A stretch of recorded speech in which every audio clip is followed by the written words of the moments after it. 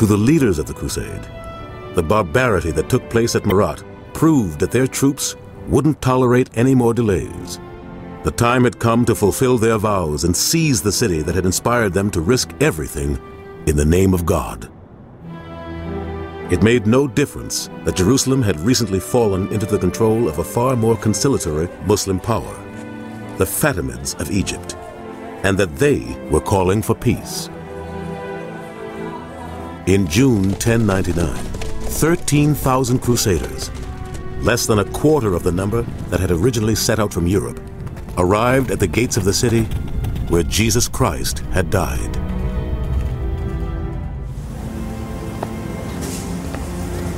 When the Crusaders reached the walls of Jerusalem, they finally arrived at their goal. After 3 years, 3,000 miles marching, the most incredible suffering, terrible losses, they'd arrived at the holy city. Some were so overwhelmed with emotion they wept, others prostrated themselves on the ground. But now, of course, the hardest task of all faced them. They had to break in.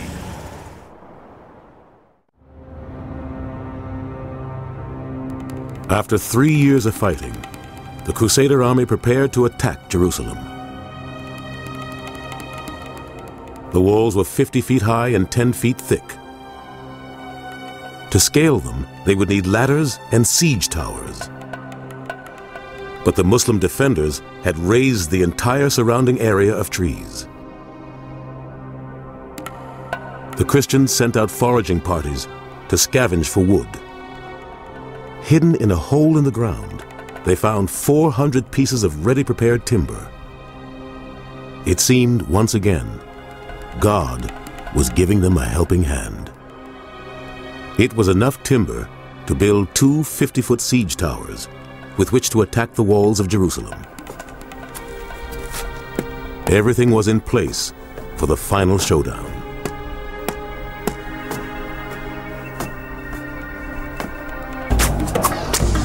On the 14th of July, 1099, the Crusaders launched a 2-pronged assault.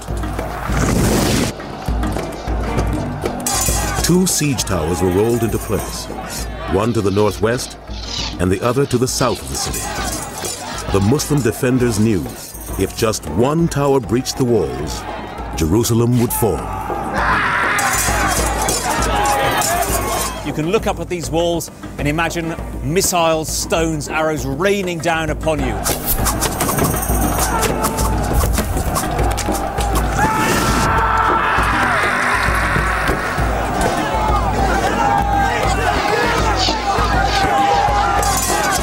The fighting was barbaric and intense, and at one point the Crusaders gave the phrase live ammunition its literal meaning.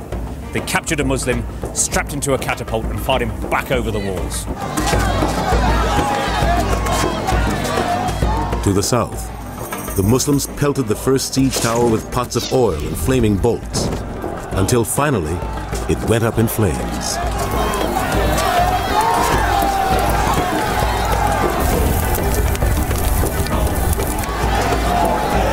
Now, only one siege tower was left, to the northwest of the city, under the command of the revered Crusader general, Duke Godfrey. Godfrey decided upon a change of plan. I've got here an eyewitness account written by a man called Raymond of Aguille. This is what he said. Godfrey moved to a position between the Church of the Blessed Stephen and the Valley of Josaphat. Godfrey's plan was inspired. He had found the weak spot in the Muslim fortifications, but it was over a mile round to the northeast of the city. In the course of just a few hours, and under the cover of darkness, he had his men wheel the whole siege tower to the less defended part of the wall. Here we are, the spot that the Crusaders broke into Jerusalem.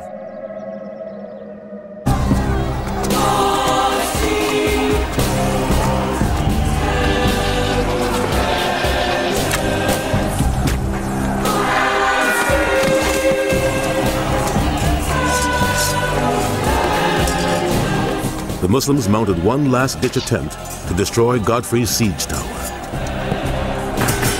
They used grappling irons to try and snare the tower, to use the hooks to catch the wood, and then remarkably to pull the thing over. To counter this, the Crusaders had an enormous scythe made that would cut through these ropes. At one moment, there was a brief fire there up on the walls. Godfrey saw this and lowered a makeshift bridge from his tower onto the battlements.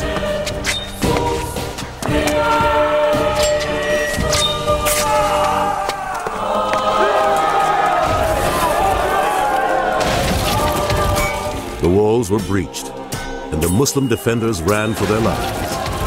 The Christians at last could seize the holy city of Jerusalem.